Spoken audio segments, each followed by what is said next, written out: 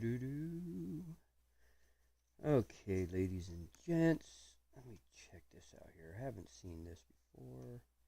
I'm using some new streaming software, um, and I had a lot of problems trying to get it up, trying to get it working. Let me see here real quick. I'm gonna open this link over here. I'm looking at my other PC over here. Earlier, it took me hours to get the sound and the lag off, and I want to see. That's why I want to look on the other end, make sure it doesn't lag on us. So what we're doing here is World War II stories, and I'm going to try to react to them. This very first one is the Tuskegee. For anybody who doesn't know what Tuskegee is, it's actually a certain area, but these guys were the Top Gun, the fighter pilots in World War II. It's like the first black fighter pilot group. So let's actually get to it. This particular guy, this is James Harvey, the first African American jet combat pilot. I'm gonna guess he was the very, very, very first one. I've heard a lot of these stories before, so some of the stuff I'm gonna know, but I would like people to get to know more of this stuff. If you haven't noticed, there is a change in my channel. It is going more into history. There is going to be some interviews. I have set up a few already. And we're going to be doing reactions and stuff like that too. And at some point, I may have to make a second one to where I separate my reactions from maybe my reactions to history and stuff. This right here is a 37-minute interview. Let me make sure. There is one thing I do got to make sure about, because this is under the American War veterans, and you got to just make sure that it isn't copywritten by certain groups. It doesn't look like it. I don't think they would want to copyright this stuff either, though.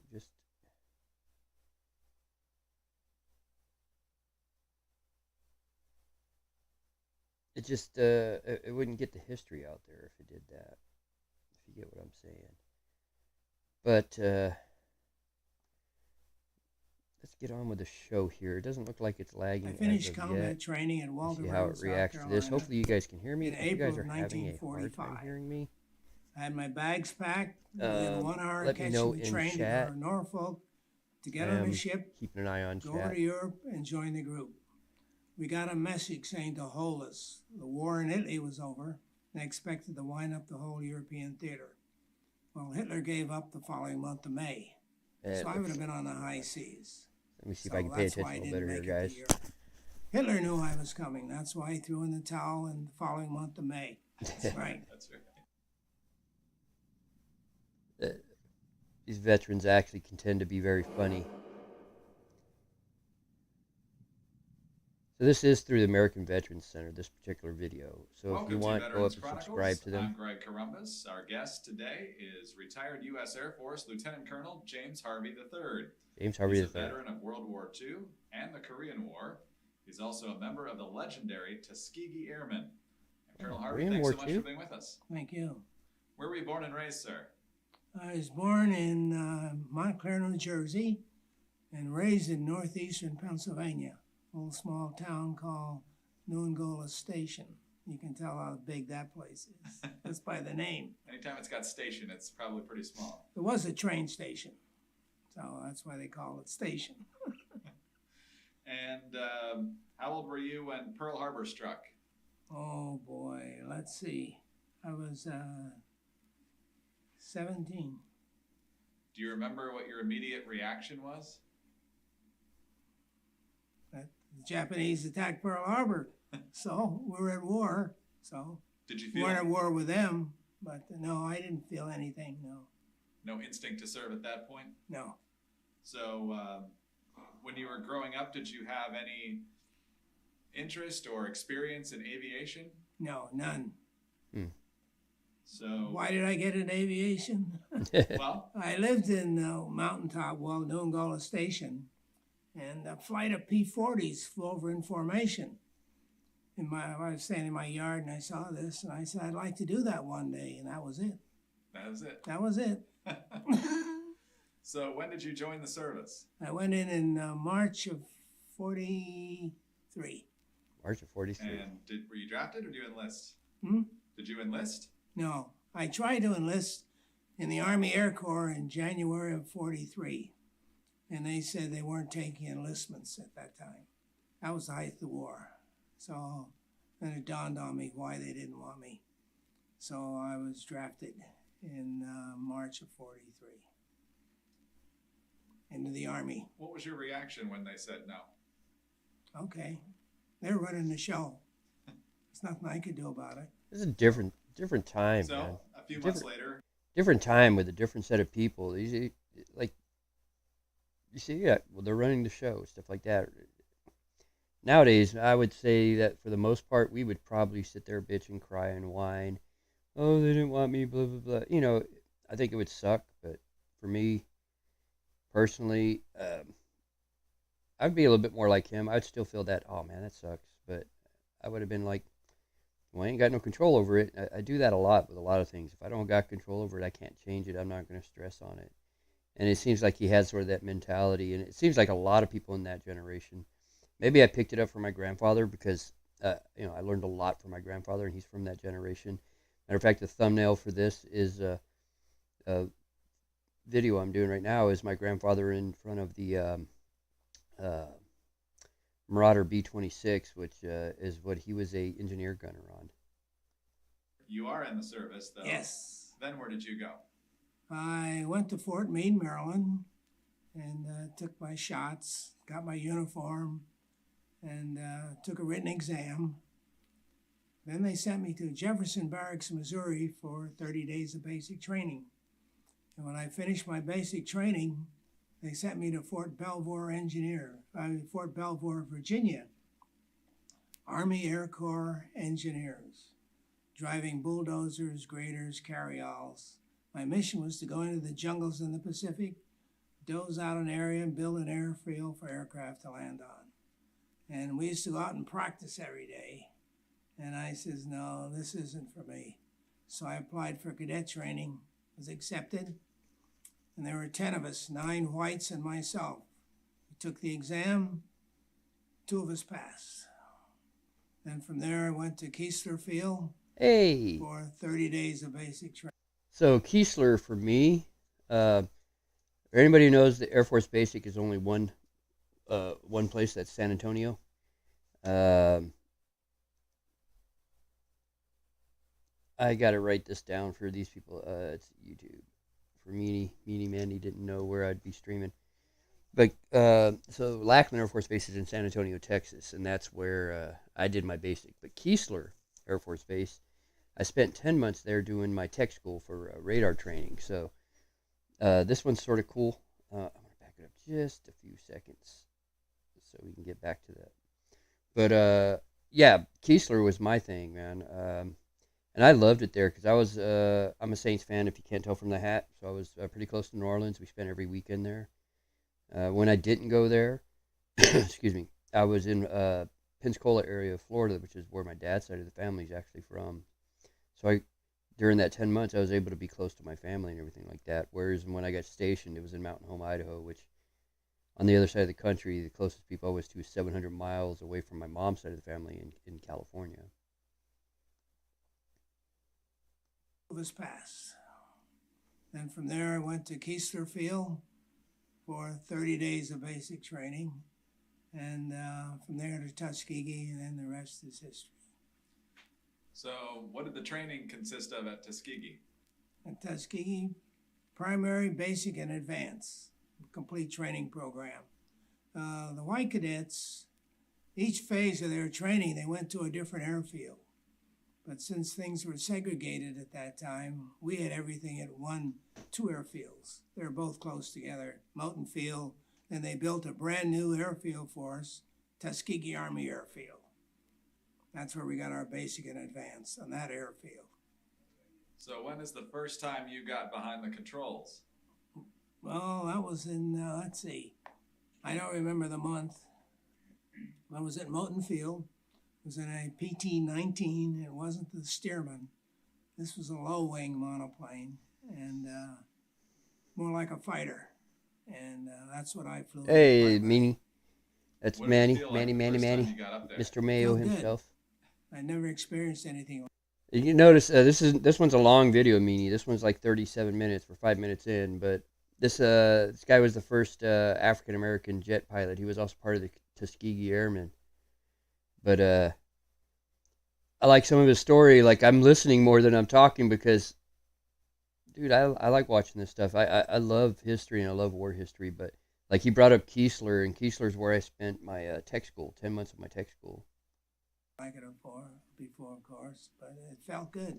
And excuse the beard, I didn't shave today. So Was it what you expected? Hopefully you can hear me. If you're having any problems know hearing what me, to just let me expect. know. I can adjust. I didn't know what to expect, but I enjoyed it. And this is something I can do really easy. See, I was a perfectionist, and perfectionists, they can do anything. Turn him up a tiny bit. There you go. So now you joined, as you mentioned, towards, well, not, it was 1943, but Yeah, just let me know You did if not you're having make it any to Europe, problems correct? hearing me at all Correct. there, Meanie. so what were you doing at the time of the conclusion of World Lima War and II? Charlie. Lima and No. Charlie. Lima. I thought it Let's said put it this Lime way. because, well, I I'm going finished blind in combat my old training age, at bro. Walterboro, South And I could be able to be a Carolina, sniper forever. in April of 1945. I had my bags packed within 1 hour. You catching see, the train you to go to posted that on Norfolk. Discord. to You get see on the that ship, picture of that man? That's my over to grandfather Europe, in and front of join the the group. Marauder B-26 We got a message bomber. saying to hold us. That's what he The did in the in war. He was Italy an engineer over, gunner. and expected to wind up the whole European theater. So the top gunner who Well, also Hitler gave refuels up the following month of May. the wings right when they're So I about would to have been bomb. on the high seas. So that's why I didn't make it to Europe. He knew you were coming. He didn't want to. Hmm? He said he knew you were coming. Hitler knew I was coming. That's why he threw in the towel in the following month of May. Right. I like his humor. I've heard this guy So, talk before. After So the war, he has pretty good 2 humor. years after the war, to be accurate, President Truman desegregates the armed forces. Correct. What did that mean for you? Didn't mean a thing. Things continued on the way they were. So there was no integration? Nope, none whatsoever. And As far as the 332nd goes, which was us. Right. Absolutely. Now, before Korea, and we'll talk a lot about Korea in just a moment. He also Folks can tell fought by in the your Korean hat that War, you so did he did something both very the interesting Korean and. in 1949, Right. and that. Yeah, I was you looking. I were saw that you not shared only it. That at the that first picture Top that you Gun, see on the share. you That's my won the grandfather. first Top Gun. Correct. Tell us about it. Okay. In, I'd say, January of 49, the Chief of Staff of the Air Force sent out a directive to all the fighter groups in the United States that they were to participate in gunnery competition or weapons competition between each squadron and in each group, and they were picked their 3 high scorers as primary members and an alternate member to represent their group at the first ever Top Gun weapons meet to be held at Las Vegas Air Force Base, Nevada. And today it's known as Nellis. Yeah, no. Well, the 332nd, which is us, we had scores because we had been to Eglin 7 a month prior. So based on our scores, He was Army Air Captain Corps, so Temple yeah, of the yeah, that's 300, basically Air Force, Meanie. First Lieutenant Harry Stewart. It's what became the Air of Force the after 100, World War II. and myself of the I 99 want to say, were and I should chosen know the as history on primary this, members, but I want to and say it was First near Lieutenant Albert 49 when the Air Alexander Force of the became 99th as an alternate 1949. member. So that was our team. And before we left Lockbourne heading to Las Vegas Air Force Let me Base, get the right. we met with Colonel Davis, Force, who was sorry, the, history he of was the the Air group Force. commander. And his departing remark was, "If you don't win, don't come back." So No off pressure. we It was the went Army Air Force in 1941. with those words of encouragement. Talk about him real briefly. 47. What was it about Davis that made him a good leader? Well, he was a West Point graduate, and right there, that tells you something. Although he had the silent treatment while he was there, no one spoke to him. So He September ate by himself. of He roomed by 1947. himself. That wasn't too far He off. swam by himself. I knew it was in the pool. 40s, right after the war. So he was just a loner. Although you could I say. thought it was closer There were to 365 in the class. He graduated number 35, and despite all of that. this guy right here is a badass. But he was a good man. Good man. I'm going All to right, pause so it real let's get quick. out to Top Gun. So, if you look on my streams, you'll see the interview of the pilot that was my grandfather's pilot on that Marauder, and I mentioned it on there several times. And it's the same thing with this. This is their mentality. Yeah, they talk about it very calmly. They what's a good way to put it? It's very nonchalant. Like, yeah, this is what happened. This is what we had to do. We went and did our business. We came back. Now you're going to see that some of them do suffer what they called shell shock. I guess we call it PTSD to some extent, but they all learn to deal with it in a certain way. It's something that our generations, mine and the ones below us, sort of need to learn how to deal with a little bit. But I consider these guys like true badasses because they found a way, and they went into this war, World War II. We came in late. We didn't know what to expect. We didn't have the stuff that we have now. You think about America today, and you think, well, we can almost not be beaten. We have so many toys. Doesn't mean we can't be beaten, but it would be a hard fought loss for us if we did get beaten. But this is their mentality. They're just really tough people and really just straightforward, nonchalant in certain things. But like my grandfather's pilot would say, oh, they asked him about flak, and he goes, oh, it's just flak, no big deal. It's shooting and blow up in the air, blah, blah, blah. And I'm thinking, dude, I'd be shitting bricks. And I'm not scared of a lot, but I'd be shitting bricks for that. All right, let me go back onto this. He's going to talk about Top Gun a little bit more for anybody who doesn't know what Top Gun is. That's the fighter pilot school training contest thing where you send some of your best pilots to see who is the top pilot. That's the Top Gun. What does the competition consist of? The competition for that meet consisted of aerial gunnery at 20,000 feet, aerial gunnery at 12,000 feet, dive bombing, skip bombing, rocket firing, and panel strafing. Now, skip bombing, you come in very low to the ground, your propeller clearing the ground by about a foot, and when you release your bombs, you're so low they don't have a chance to nose over yet, so they hit flat and skip through the target. And so, as this unfolded, you guys were pretty much in the lead the whole time, right? We led from start to finish. What are you thinking as this is happening? This is the way it's supposed to be.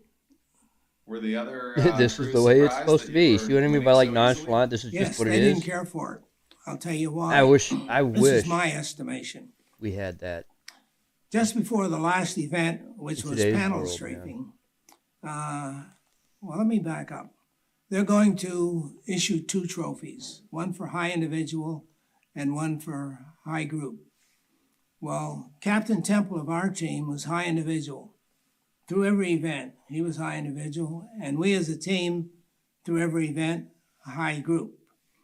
So we had one more mission to go, which was panel strafing. There was a guy in a P-51 outfit that was close behind Temple for high individual. Now, this is my thinking. One more event to go. They didn't want to see us take everything. They wanted to get something out of this. We had a lock on the meet, so the only thing left is high individual. So we had one of the rules of the meet was if you have to abort, your team members take off, their score is counted, yours is 0. We had a guy in a 51 outfit who was close behind Temple. He had to abort. They gave him another airplane. Right there, they broke the rules. His score was so high, I think they gave him extra bullets for the event. Anyway, he aced Temple out of high place for a high individual. But we won the meet. However, we were never recognized as the winner. The Air Force Association puts out a magazine every month. Once a year, they put out an almanac. And in that almanac are the winners of each of the weapons meets from 1949 through present day. Today, it's called Red Flag. Red Flag. Anyway, each year when that almanac came out, the winner of the 1949 weapons meet was listed as unknown, unknown, unknown. Finally, in 1995, our group commander, Colonel Campbell, called Lieutenant Stewart and asked him if he had any information on the weapons meet. And he said, no, he didn't have it. Maybe I did. He called me, and I told him I didn't have it. Maybe he could find it at Wright Pat. So, I'm sorry, Nellis. So he went to Nellis. He found what he was looking for, and he presented it to the Air Force. And as of April of 1995, it shows the 332nd as the winner of the 1949. That's pretty cool right there. You should get recognition. 46 years. They knew who won, but they just didn't want to recognize us. Yeah, I So almost the don't only want to reason say we were anything, Meanie. recognized is we had to submit the paperwork to Air Force. Even as late as 1995. 1995. They weren't admitting. Yeah, like you said, you're intrigued with the story, dude. It's almost like I don't want to say anything and miss anything. Although I've heard this guy talk several times, some of this story is still a little bit new. But yeah, dude, and with his case, it's a lot more than just World War II. There's not Vietnam, but North Korean conflict that he's going to be in.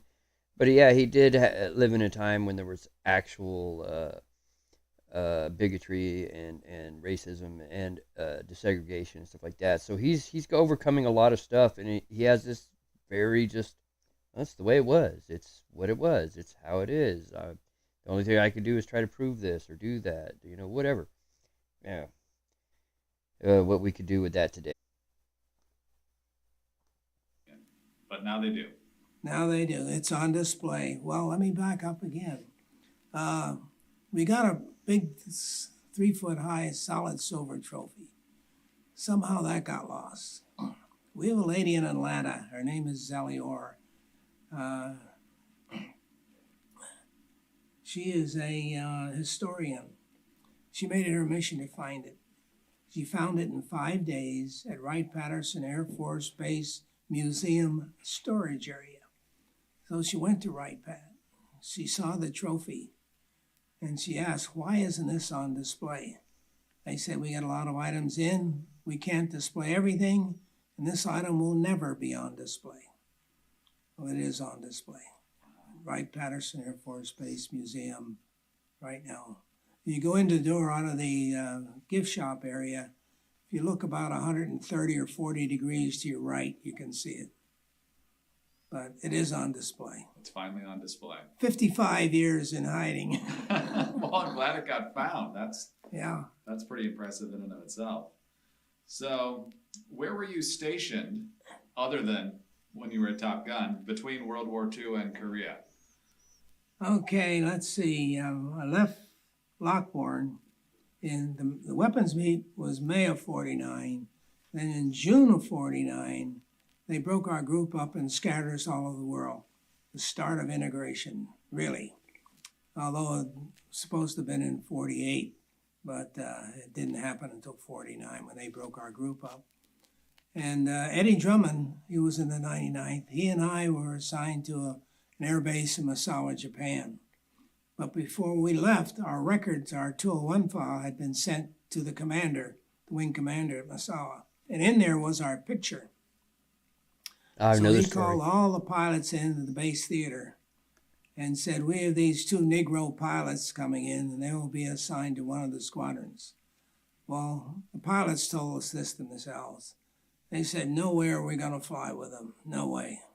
Anyway, Eddie Drummond and I report in to the wing commander. We chit-chat. And this is a military organization now. He said, what do you want us to call you?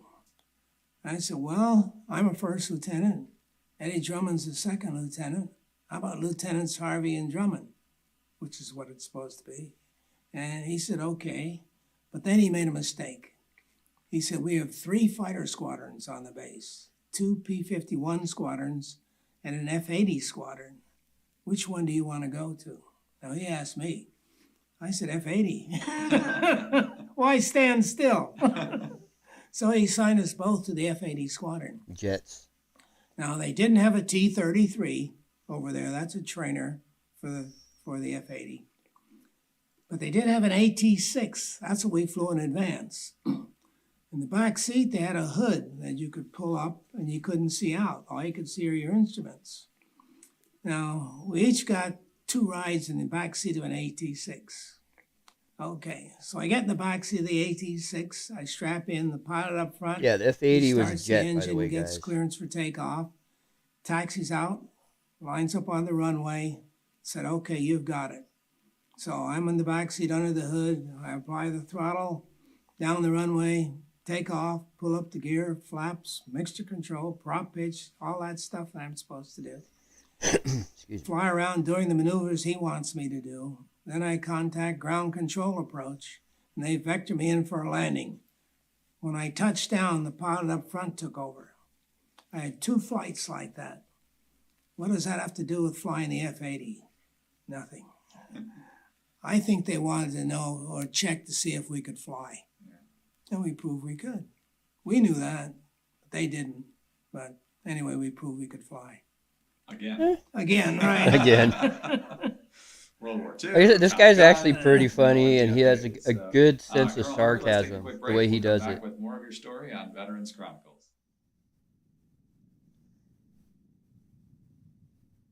American Veterans Center right here. Like I said, this that's an actual channel. So if you guys want to like sub to that, I would recommend it. They got a lot of interviews. There's another one called War Stories. And sir, we talked about War Memoirs. F-80s, War and, Memoirs I really like. I'll show you guys that after I this want to video. get your assessment now, We're, because you said you don't want to stand still. You about want to halfway move forward through right you now. have been flying non-jets. What was it like to get in a jet compared to the previous planes? No comparison. In the P-47, that was the latest one, the propped aircraft that I flew. The controls you push and pull. And the F-80, no, just a little pressure. That's all it took. No pushing and pulling, just a little pressure. And to make it do what you wanted it to do. And what a difference that was. Plus the speed, of course. And that's real flying. That's real flying. Did it take any adjustment, or did you... What was that? Did it take much adjustment because you were so used to the non-jets? No problem. No problem? No problem. Easy transition? Remember, I'm a Tuskegee Airman. Yes, sir. No problem. It'd be harder to go from the jet to the so, where to were the you prop, when the Korean War whereas broke out? when you go into I the was in jet, like you said, Japan. it's just a little bit of pressure on the stick. At Misawa Air Base, which really is up pulling and north. stuff. However, when it broke out, we were at gunnery training down at Osaka. So we moved from there to Itazuki, which is the next island down, the air base down there, and started flying missions out of there. And our first missions were flown over Seoul. And we circled over Seoul while they evacuated civilians out of Seoul. Just air cover and attack any aircraft that came in to disrupt the operation. But none came in, so it was no problem. Now, you made some history while you were there because you became the first black fighter pilot to fly a jet. Right. Very Tell me first. about that. And okay. Well, like I said before, Eddie Drummond and I, we're from Lockbourne. We were both assigned to the same squadron. He was a second lieutenant, and I was a first lieutenant. And I managed to get off the ground before he did, a couple of flights before. That made me the first one to fly missions in the Korean airspace. So, just by a few minutes, you Beat him by luck. Right. Excellent. And it was because you had a slightly higher rank, correct? Right. I was the first lieutenant. He was the second lieutenant. Did he rib you about that afterwards, or? No. We didn't discuss it. Okay, very good. Well, October 16th, 1950, you were involved in a mission for which you were later This would be the awarded Korean Distinguished War they're Flying talking Cross. about, guys. Okay. Tell us about that 1950. mission. Okay, on that mission, we were flying out of Itazuki, Japan. There was a bombing mission up in northern part of Korea. So we went up there and we dropped our bombs on the target, and we were headed back. We had a full load of 50 caliber ammunition. We got a call that some ground troops were pinned down by the enemy down this mountainous area in Korea. So we made contact with the people on the ground in the target area, and clouds around 800 feet down in the mountains. That's pretty low. So we managed to drop down below the clouds and navigate through the mountains and find the target. They told us where it was, and we found it. And there were 4 of us. We had a full load of at 50 caliber, and we emptied our guns into the area where they said the enemy was. And we left and went back to Itazuki, Japan.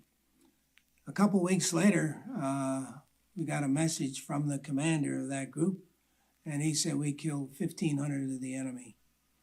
So, which we were very effective. 1,500 guys. 1,500. Well, see, you have the muzzle velocity of the bullet plus the speed of the aircraft. You can do a lot of damage with one bullet. Absolutely. Yeah. Absolutely. Any close calls? A lot of collateral. One bullet can kill multiple Any people. Close calls? Close calls. In Korea, yes. I had one. I was taking off on a bombing mission, 2 500-pound bombs, taking off from Itazuki. Taking off from Itazuki. And, no, Daegu. Taking off from Daegu. We had moved to Daegu. And where's that? Korea. That's in Korea. Daegu, southern part. I took off and pulled out my gear, and then I got this vibration. The whole airplane was just shaking. And I called the tower and told them I had to come back for a landing because I was losing power. And so I came back and I landed. And what had happened? There's a rotor blade that turns, and there's a stator blade.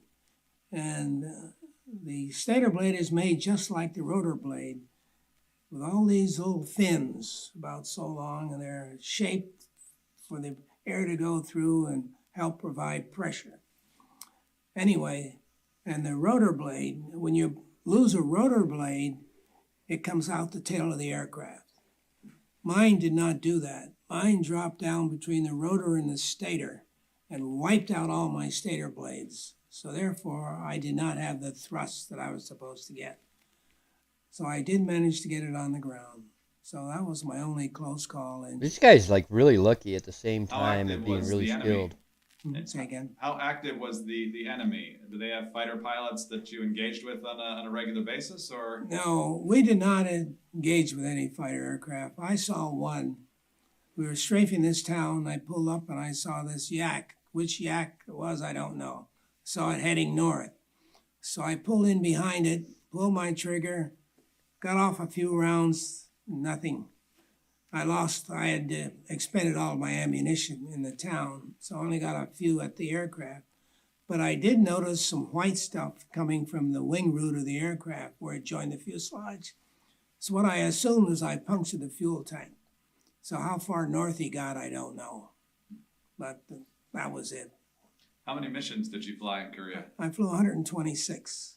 Damn. Now, when the war started, we didn't have a cutoff. And the Far East 126. Air Force commander, he was checking all the time. The group commander, or the wing commander, was in constant contact with the Far Eastern Air Force commander, wanting to know how many missions a pilot had to fly before he didn't have to fly any more missions. And nothing was coming down. Finally, on Christmas Day of 1950, it came down 100 missions. I had 126 at that point. That was just Korea. So I didn't have to fly. I didn't even include his World War II time. You had 126 missions in just a couple months? Yes. I lived in that airplane. Wow. Oh my goodness. So what happened then after you had reached the new threshold? What did they do with you? I was sent back to Misawa, Japan. That was my home base. Went back there and stayed there until April of 40, let's see, the war started 43, 44. You mean 51? I'm sorry. sorry. Yeah. Yes, correctly, 51. There Yeah, you go. 51. And went back to Misawa Air Base, stayed there until April 51. Then I was sent to Victorville, California, George Air Force Base, F-86 outfit. So I'm Another moving jet. up now in jets. Yeah. This one I know. All The other, the sorted out, F-80 I right? knew, Right. but the F-86 Exactly. Okay. So I actually know tell me about pretty that well. assignment. Okay, I got to There was Victorville, still some around when I California, was younger, and, even though they had they weren't really F-86s. flown. beautiful aircraft. And we had F-86As. And Yeah, the that's Sabre. the first one That they was the built. nickname. I And was the trying to remember the nickname. F-86 has slats on the leading edge. The slower your speed, the more the slats come out. But they were automatic. And so I got into that outfit. And I was assistant operations officer. I was instrument instructor pilot. And I was also a test pilot in that squadron for the F-86. Impressive. Yes. You, how'd you like being the instructor? I enjoyed it. Yeah. It's good. Good assignment. Different airplane. Faster airplane. Fighter pilots like speed. Faster. So the better the plane, the more you like it. Huh? The better and faster the plane, the more you like it. Correct. What happened after Victorville? Victorville, I went to Norton Air Force Base as flying safety officer for the 27th NORAD region. We had a fighter squadron at Oxnard and one at Victorville. Victorville. And I was there in that job for a couple of years. And then I went to Newfoundland in 56.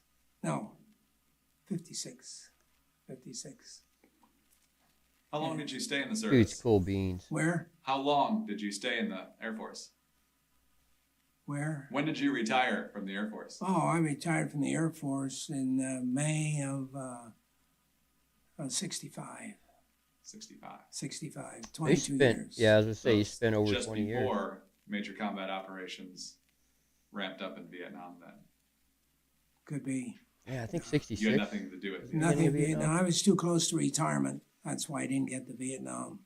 Okay. What did you do after you retired from the Air Force? Okay, I was at Truax in Madison, Wisconsin. That's where I retired. And I had a family. I had 4 girls, so I had to get a job. So United ran an article in the paper. They were hiring. So I interviewed with United. Yeah, it was And 1950s I that it was started, told, but you have all the qualifications, but we have an age cutoff. Okay, of 32. I said, okay, no problem.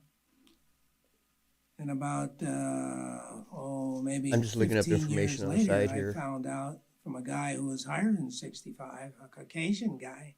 He said they didn't have it cut off. And the light went on. They didn't want me. Anyway, that's water under the bridge. But Madison, Wisconsin at that time was the home office for Oscar Meyer. And so March I interviewed 1965. with Oscar Meyer while I was still in the service.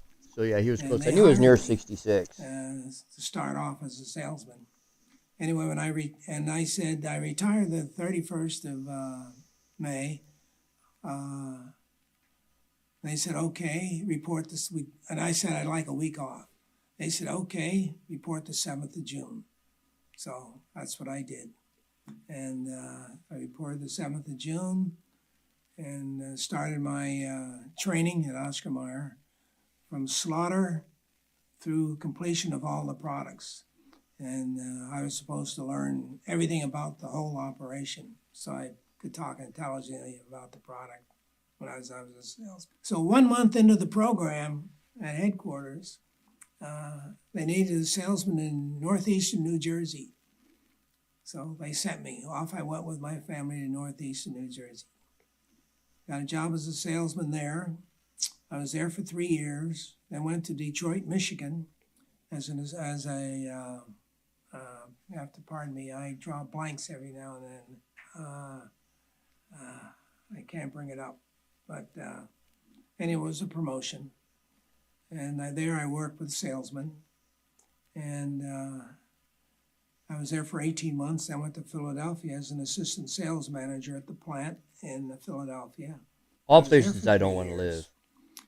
I want to go down south. I want to go back. We used to go to Florida, marketing Panhandle. conferences, all the center managers. And in 71, November 71, we went to Disney World. And Disney World I wasn't gotta love completely it. open, Their YouTube is not but receiving Polynesian enough videos Village to maintain was. That's smooth where we had our streaming. marketing conference. So the last day of the conference, I was sitting in the dining hall, and the president of Oscar Meyer came in and he said, "May I join you?" I was sitting by myself. Pause that for a second and see what's going on. If it let it catch up, maybe.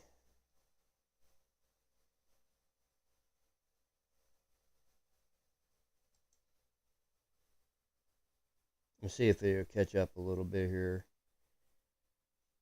I said open up widget. It just goes to my stream health. No data YouTube.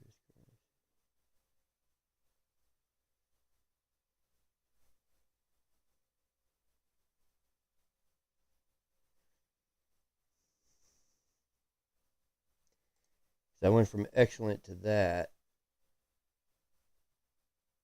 Let me do this. Open image in new tab. That's not what I want to do. That's my image.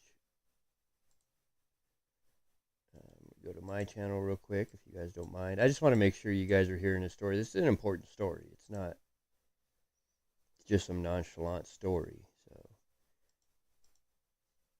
you may hear me twice because you're going to hear my other video. I want to hear it too.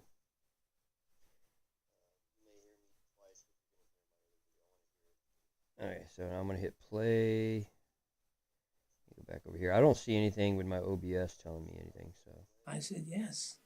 So he sat down, we started talking, and he started talking about why I hadn't been promoted. It looks fine. It looks fine. When the We're just going to keep position going. I'm not sure. Okay, the little warning went away finally. For center manager, we didn't send you because we had a guy in the Western region who knew our operation well, so that's why we put him there. I think it's we just had that it had a opening couple in of Salt spikes. Lake City. We didn't put you there because the way the Mormons thought about Negroes. They didn't want to subject me to that stuff. So I understood that. He said, "Where would you like to go?" I said, "I'd like to go to Denver. But the center manager in Denver, I know he doesn't want to leave." That was it. In March of 72, I'm sorry. March of 72, I got a call.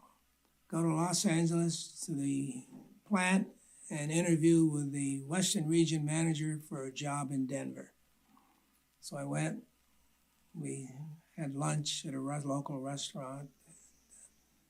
Asked me a lot of questions, and I answered, and that was it. I went back to my job in New Jersey as a district manager, and I got a call in April of 72. Said, "You're going to Denver." All he said is what he would like to do. Excellent. And excellent. thought he couldn't get it. They still gave him the interview, and he got it. That's pretty cool shit right there, guys. Right. In World War II, and they said no. And the same thing when you applied to be a pilot with United. Right. And it'd be very easy to be bitter or frustrated about it. And I'm sure you were frustrated on some level with it. But your attitude, as I listen to you, is simply, it's not worth it to belabor it, so you just moved on. That's right. Talk about that a little bit. That's not a common attitude, but it's not. It's very impressive. It used to be a common attitude. Complain, but that's what we've been talking about half of this time. Is just great how discrimination, but your attitude is amazing. They're just like, I can't change this, or I can't do anything about I've always had a positive attitude. Don't dwell on the stuff that you have no control over. Just move on. See, Like isn't that what I just said a little earlier? Don't dwell on shit you can't change. Of course, don't stress over it. Been recognized in a number of different ways for your fix tremendous the shit you service to our can. country in World Move War on II from the and shit elsewhere, you can. including the Congressional Gold Medal. Yes. What has that recognition meant to you and to the Tuskegee Airmen? Congressional Gold Medal too. Well, it's meant a lot to the Tuskegee Airmen in general. We finally got our recognition. When the group came back from overseas, touched foot on these American soil, classification of top secret was placed on the Tuskegee Airmen. They didn't want people to know about us because the program was too successful. and it wasn't supposed to be that way. And did you ever hear the Army War College report of 1925? I think I missed that one. You missed that one? Yes. You got to dig that one out. It's a 68-page report on the American Negro and the Negro soldier during World War I. It's a 68-page report on garbage, and I've read it, and I don't want it in my psyche. And I give talks, and I quote parts of it. And the parts I quote, I read, because I don't want to internalize that stuff. And you may say, well, if you read it, you're going to get it in your psyche. I say no, because I belong to a certain group of seniors. We read something, we finish reading, we don't remember what we read. So they said, I like this guy's humor. I've heard him speak a few different times. Case, right? A few different what are you programs. Most proud of from your incredible service to our country? Well, being a Tuskegee Airman and winning the first ever Top Gun weapons meet. That's it, because it wasn't supposed to happen. What do you think the legacy is of the Tuskegee Airmen? Think positive, never quit. I think it's positive. Aim high, all the positive stuff. It's an amazing career. And yes, it was. And it's been a pleasure to talk to you today, sir. Thank you for being here, and thank you for your service to our nation. Thank you. Thank you. Retired U.S. Air Force Lieutenant Colonel James Harvey III, veteran of World War II and Korea. I'm Greg Columbus. This is Veterans Chronicles. All right, guys. Got time for maybe something short. That's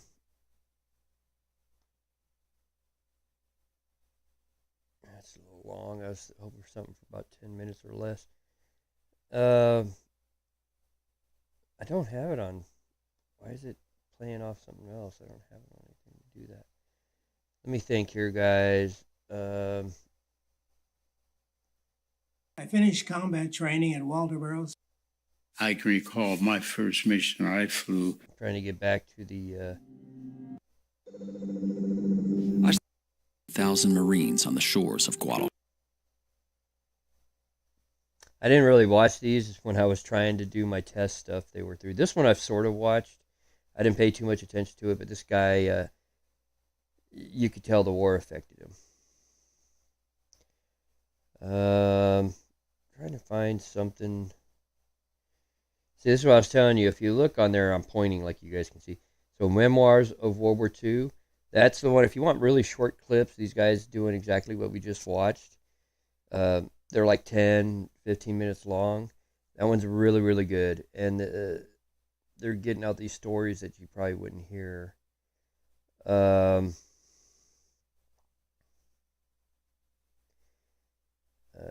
then the other one is this one right here, War Stories. And then the one we just saw.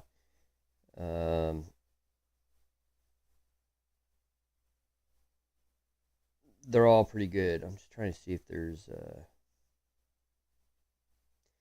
There was one on the Indianapolis.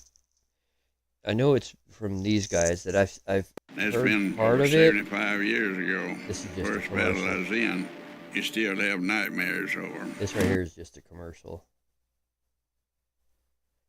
So, like I said, these are all personal accounts. I believe it's this guy right here, the guy you see in that one. So, I just got to find his picture maybe under... Might be under uploads. You would think somebody who spends as much time on YouTube as I do, I'd have this down. Yeah, this guy right here. So he was on. And then the night of the 29th, about 14 minutes past midnight, we encountered a Japanese sub.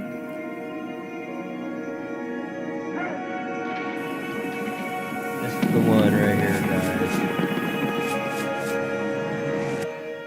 Honestly, as I tell it,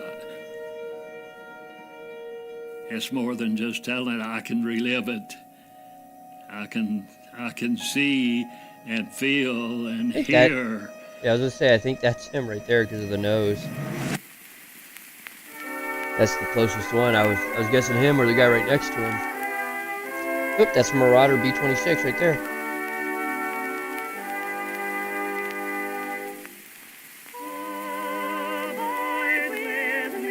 As the United States moved full steam ahead into the Second World War, many young men like Edgar Harrell of Murray, Kentucky, could hardly wait to graduate before joining up with the armed forces.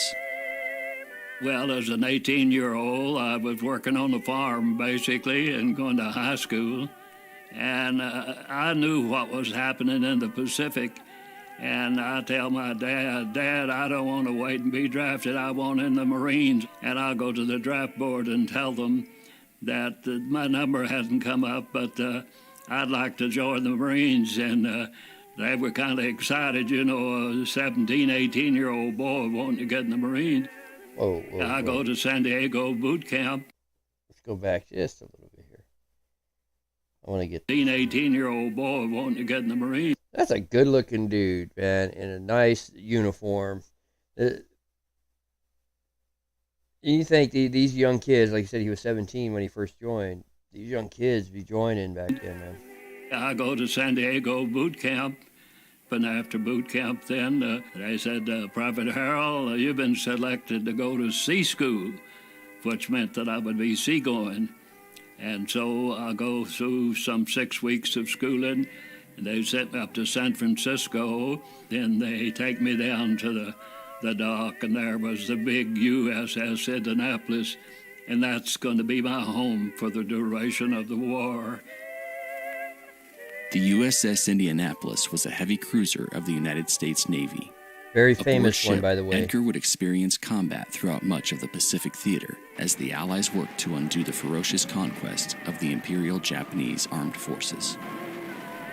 Oh, I went through, I think, maybe 10 battle stars with them, Kwajalein. Then I was at Saipan, Tinian, Guam, Sea Battle of Philippine Seas, where our task force shot down 403 Japanese aircraft that day. I was at Iwo Jima, and then I was at Okinawa, and it was in Okinawa that we received a suicide plane. One of his bombs went all the way through the ship, and a big gaping hole there, to the extent that we had to make our way all the way back to the States for repair. And that kind of changed our directions for the duration of the time I was in service, yes. The Indianapolis returned to the Californian coast and underwent successful repairs. It was then that she received orders for a secret mission, the results of which would determine the final outcome of the war and change Edgar's life forever. We all know that's the atomic bomb they're talking about. Pick up a top secret cargo. I was a corporal at the time and happened to have the guard duty, and my Marine captain came to me and said, we've got something coming aboard. We don't know what it is, but it's a big, big, big crate. What are we guarding? He said, we don't know. And then suddenly there were 2 proposed to be Air Force officers coming aboard. They had a little canister in a metal cage, a padlock on it. What is that? Who are these Air Force officers? Well, they weren't Air Force officers.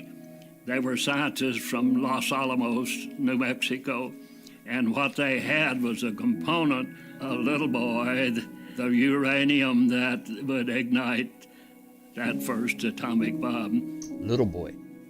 I don't know what we have, at the time. President Truman knew, because the 16th of July, they detonated the first atomic bomb in Los Alamos.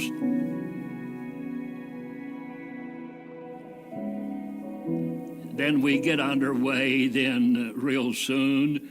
I mean, we went as fast as that ship would go. We go to a place there in Tinian, and someone comes, and they take that big crate, and they take that little canister too. After successfully delivering its cargo, this is where the it gets rough for them, Indianapolis guys. set course for the Philippines to prepare for the upcoming invasion I know about of the Japan. Indianapolis. But the Plus, ship I've would not watched a little reach bit its of this one. destination. not so much watching as I was doing then something the while I was playing. 29th, the night of the 29th, about 14 minutes past midnight, we encountered a Jap sub. Honestly, as I tell it, it's more than just telling it. I can relive it. I can see and feel and hear. I got off a watch that night at midnight, and so I go below deck and I get my blanket, and I go topside and I go all the way forward to number 1 turret.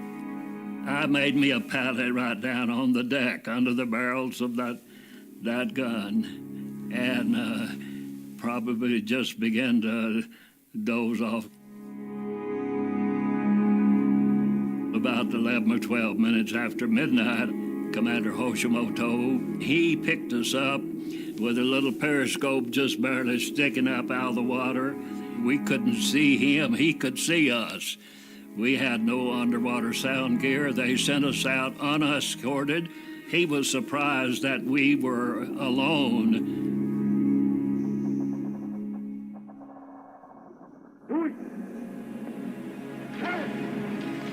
He fired 6 torpedoes. And he wanted to make sure he hit. Torpedo, not knowing what it was. Rare to but fire I 6 knew of them. that something happened up there. I could see all of that water and that flame going high in the air. And then maybe 2 seconds later, another one hit under the number 2 turret, the big 8-inch guns. And then I could see that about 30 feet wide and about 30 feet of that bow of that ship. It's not there. All of that water is coming in, and I know that the ship is doomed. And there were those who were coming from inside, and you could see that they were flash burned. For them trying to get out, they touch a bulkhead. They leave the skin of the hand on the bulkhead, and now they're pleading. They're out in the open now. They're pleading for help, but there's nothing that this Marine corporal, could do. And by now, the bow of the ship, it's under. We're listening to the starboard to where you can't stand on the deck. You're waiting for word to abandon ship. Well, for the good captain up there with no electrical power, no speaker, no nothing, all he can do is, as loud as he could, abandon ship, abandon ship, abandon ship. And then... Yeah, the craziness of this. Okay, so we all know the Indianapolis sank. It's one of the more famous ones, but can you imagine having to jump off a ship into the Pacific? You understand that Pacific is supposedly colder and deeper than the Atlantic. I don't know about rougher, though, because the Atlantic got some rough waters, but colder and deeper, and it's just fettered with sharks, I think, even compared to the Atlantic. But I couldn't imagine wanting to jump off. I don't know if I'd be too scared to jump off and I would die because of it, or if I'd jump off and freak out and die because of that, or if I would be normal, jump off. And every one of my options seems to end with dying. But if I'm going to die anyways, I'd probably just jump off. I would probably hesitate, though. I could just see that. But let's go on.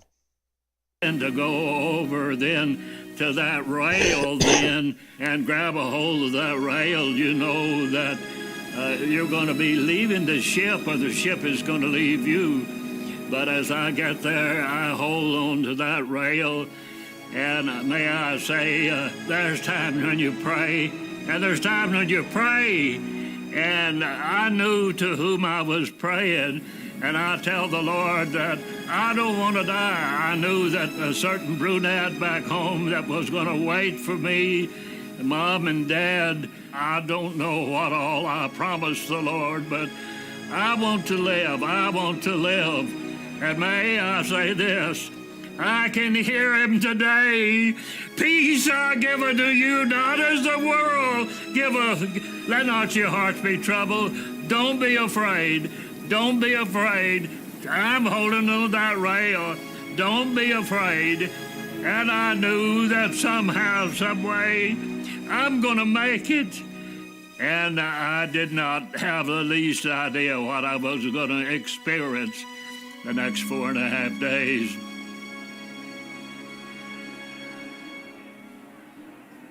All those I people. left the ship and swam away to see that bow of the ship go under, see that fantail come up, and I saw boys as they were jumping off, and some jumped into those screws as they came down. They couldn't see what's below, but they dared not to allow themselves to be brought under. And it isn't long until maybe 80 of us or so, here we are in that little group.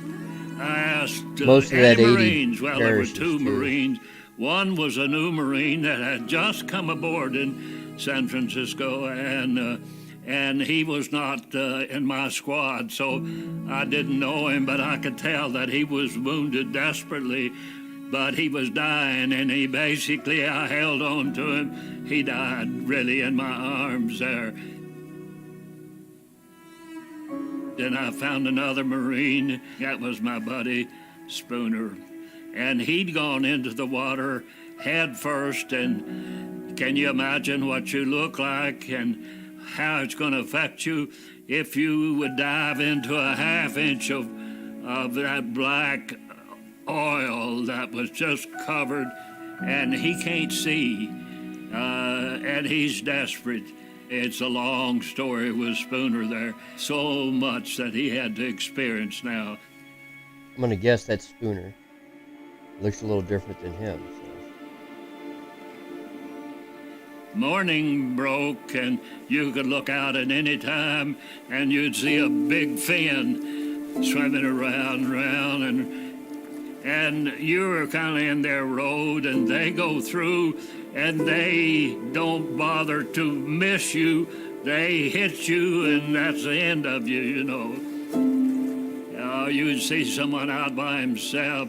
You would hear blood-curdling scream, and you look, and you see it go under, 2 or 3 sharks there. You go and check your buddy, and you find that the bottom torso is gone. He's disemboweled, and so that's going to take place just so many times. Remember, he said about 80 of them. Remember that number. The sun comes up, and when that sun came up, it wasn't appreciated at all because it's 110 degrees. Now, where are you going to get your water? You don't have any water. And some would dare maybe to drink a little salt water, but just wait a little bit. That brain with all of that salt in it, that man doesn't know straight up. He doesn't know you from a jab. He may take his sheath knife out and he stabs his buddy because he's a jab. And so we're losing, boys. And a little rain cloud came over, and you turn your mouth heavenward, and you're so thankful for that water. But if you could just see those faces, you'd see that they're all covered with oil. You know, you hold your mouth open, or you try to funnel some of that water in, but when that oil and all gets down in the tummy, it isn't long until that tummy says, "We've got to come out," and it comes out. So you have no water, no water. So the third day at noon, there's 17. And then all of a sudden we saw something out there. Look. Well, it looks like it could be a raft. We are making our way, no doubt, toward them. They come to us. They came into our group, and they said, the sun goes down in the west, and the Philippines is there someplace.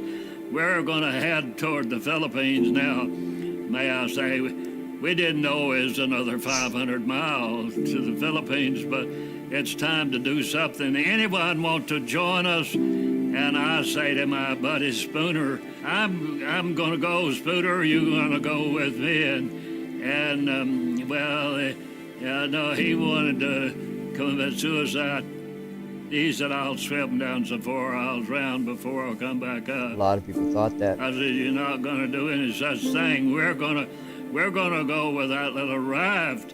And those other sailors, they said, you're crazy. You can't swim to the Philippines.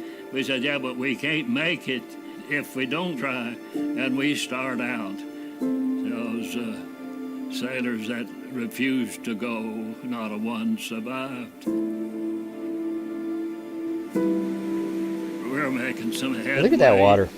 And we came upon a swell, and I saw something out there. And I told them, I'm going to swim out and see what that might be. And they said, yeah, but it's just some debris. And I said, I feel I got to go. And I said, I'm going to go. And I made my way out there to whatever that is. It's just an old slatted crate. But as I got closer and closer, you know what was in that? Potatoes. I recall reaching in and getting that first potato, and as I got a hold of it, the rot just squeezed through my fingers. Rotten potatoes, but as I squeezed it, you know what? It was solid on the inside. And then to take that potato and peel that rot off and spit it out and have just a little bit of potato on the inside. And my buddies see that I'm eating something. What is it? And I make my way back kind of halfway. We met, and that's the water that we got, and that's the food that we had for 4.5 days swimming.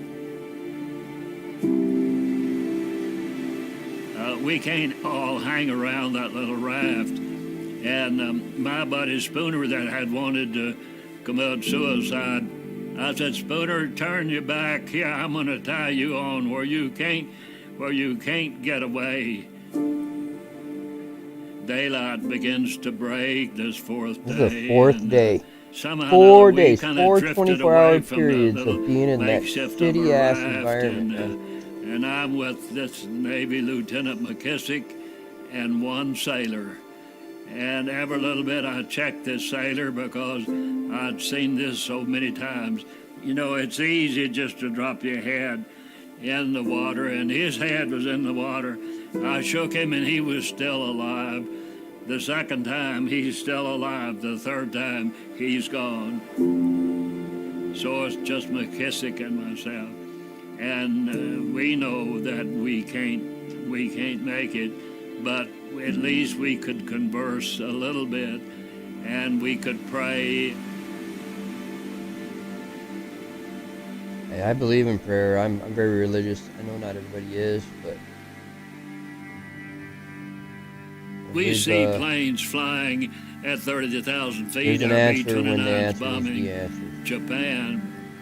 But then all of a sudden we saw and we heard a plane. Here he is out on a search and destroy in that Ventura. Lieutenant Gwynn said, I looked down. He said, I thought I saw a flash of light, but as he started down, he came a little ways and he could see every way you look, bodies, bodies, bodies. Shark, shark, shark. But I can see him today when Lieutenant Gwynn came down and circled over McKissick and myself. I can see his face in that plane as he circled us 2 or 3 times, and he goes up and he breaks radio silence, and he gets in touch with Adrian Marks, a pilot of a PBY.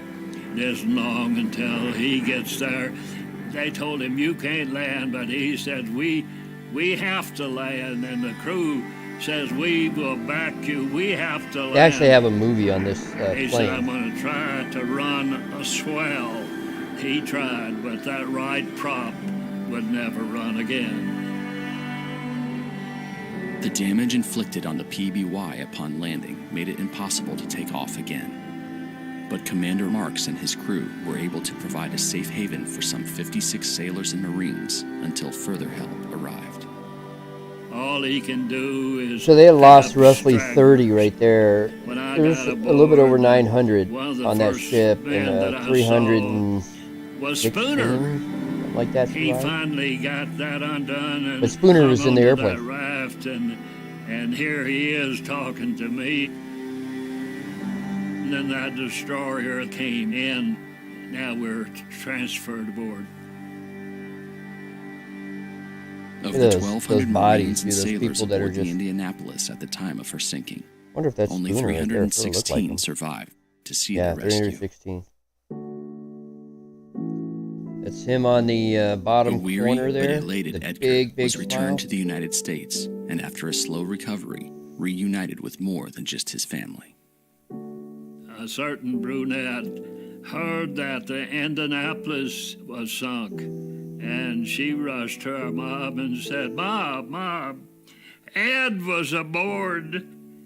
Then, of course, they talked about 100% casualties, but that brunette waited, and I got home, though, later, and, yes, loved her to no end, but I felt that I'm too much of a wreck, and I tell her that I think we need to just steer clear until I can come to myself and be worth you waiting for. And we waited, and then finally we decided it's time. We were married then in 47, 2 years after the sinking of the Indianapolis. Edgar Harrell lived out the remainder of his life publicly sharing his story to honor those who were lost in the sinking of the USS Indianapolis. To the day of his passing in May of 2021, Edgar never ceased giving thanks that he survived those terrible days in the Pacific in the summer of He 1945. lived a nice long life. Oh, you can't imagine. Thank you, Lord. Thank you, Lord. Even today, I cannot make contact with the Lord without just remembering. Thank you, Lord. Thank you, Lord. Even today, thank you, Lord, that 96 years old and still able to tell of your mercy and your grace. Yes.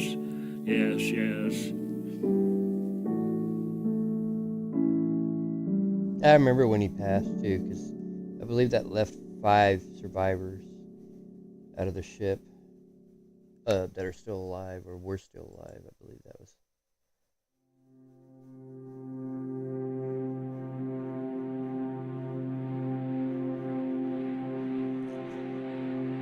Okay.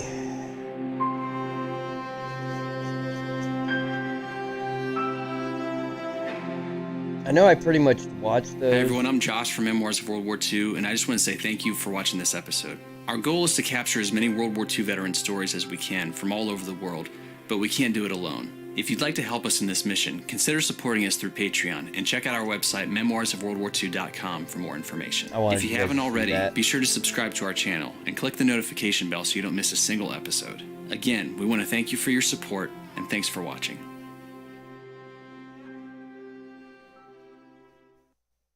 Okay, guys.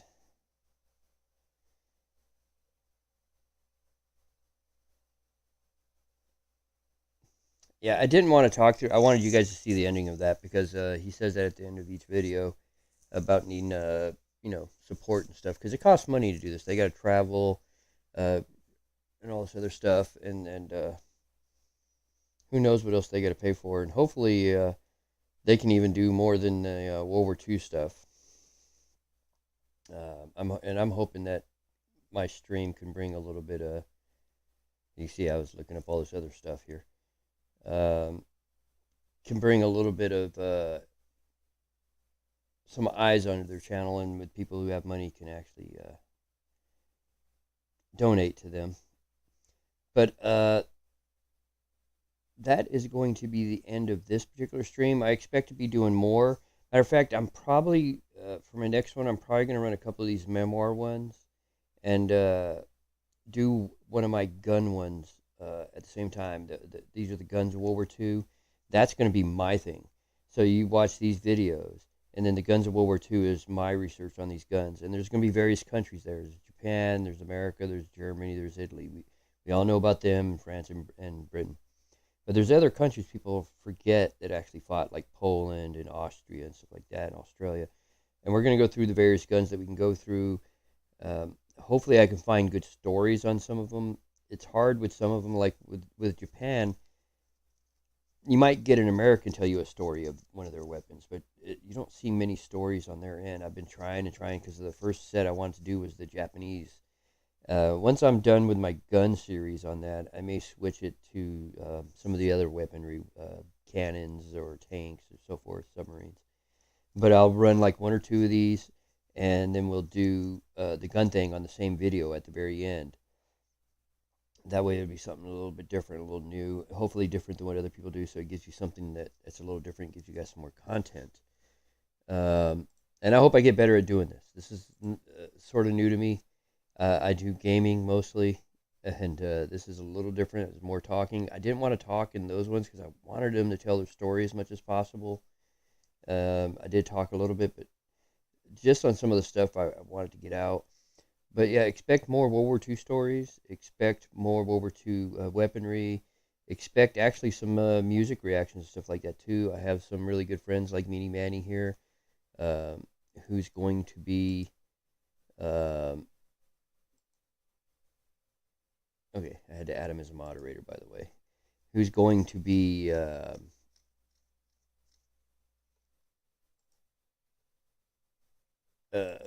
part of helping out in that sense. Like they're going to be giving off stuff. Like he's a Marine vet, and I'm an Air Force vet, and so he has a view on this stuff too. And he was the one who suggested that I do war today. It could have been anything else, but this is something I have a little bit of knowledge on. A lot of these stories I actually already know. It doesn't mean I've watched these particular videos. I just know a lot about it because history was my thing, and World War II. American history and American War were what I really concentrated on when I was in college and everything too. I really love this stuff. It does. My grandfather died in 2015, by the way, and he was a World War II vet. And the stories he would tell, and if you listen to the way these guys tell stories, they tell stories so much better than we do, so much better. Even if they're longer than they need to be, that longness, I don't know if it helps it or it just makes the story better. I don't know, understand what it is. They'll mention these little things that you won't think matter, but they make the story better. And I wish we were better at doing that. I don't see people in my generation, or even my dad's generation. My dad just passed away New Year's Eve, so I can't even talk to him about his era, which is Vietnam and some of the other wars after that, because he retired in right around 93, because I went in, it was almost 96. I was 23 years old the second I got off the bus for basic training. So I can't even talk to him anymore about it. I didn't ask him a whole much growing up, unfortunately. Now I wish I did, because these stories like this is something I could have recorded, whatever information he has. I do have a great uncle, Gentry, who did do Vietnam also.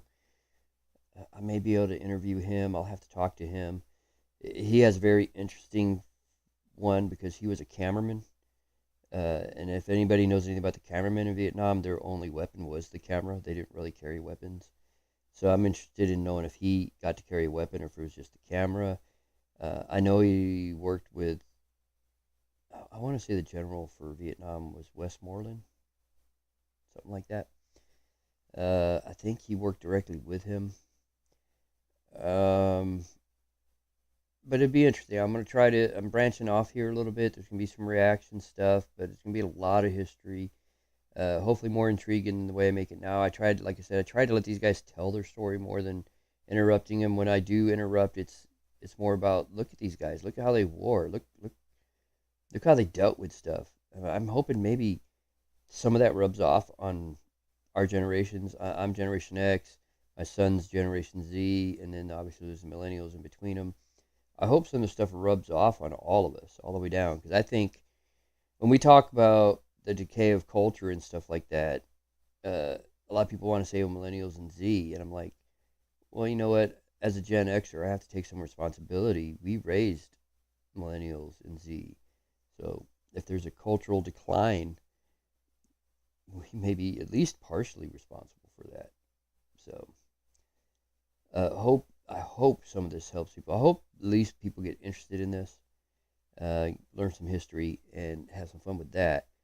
Um, you will hear me curse on here. I don't want to curse a whole lot on these type of videos. You'll probably hear more when I'm doing reactions to music or something like that. But here I try to be a little bit more respectful. But every once in a while you're going to hear me curse a little bit. I do curse a lot in real life, but I'm not big on cursing on this stuff. It's just, I don't know if it's a respect thing or whatever, but for whatever reason, you may hear it. I just want to give that warning out just in case you have kids watch. It'll be very light when it comes to this, and it'll be heavier probably when I'm doing music reactions. But my stuff will be aptly titled. Like this says World War II, WW2 World War II stories. You'll know I'm going to be a little bit better on those. If you see it saying some type of music reaction, then you'll know there will probably be more cursing and stuff in it. So if it's something you don't want your child to watch, just make sure that's that. I do put the not for a child thing on, but it doesn't mean they don't find ways in or they're not watching with you guys. So it gives you a little bit of heads up. I plan on trying to pick up the pace. For right now, it'll probably be on the weekends that I do this for at least this week.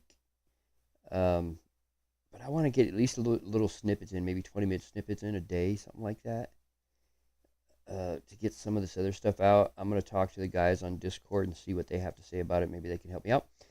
But this is where we're going to end the stream here, guys. And I hope you guys all learned something, had a little bit of fun, and I hope I get much better at this. And y'all have a great night. I appreciate you guys taking the time to come out here and watch this.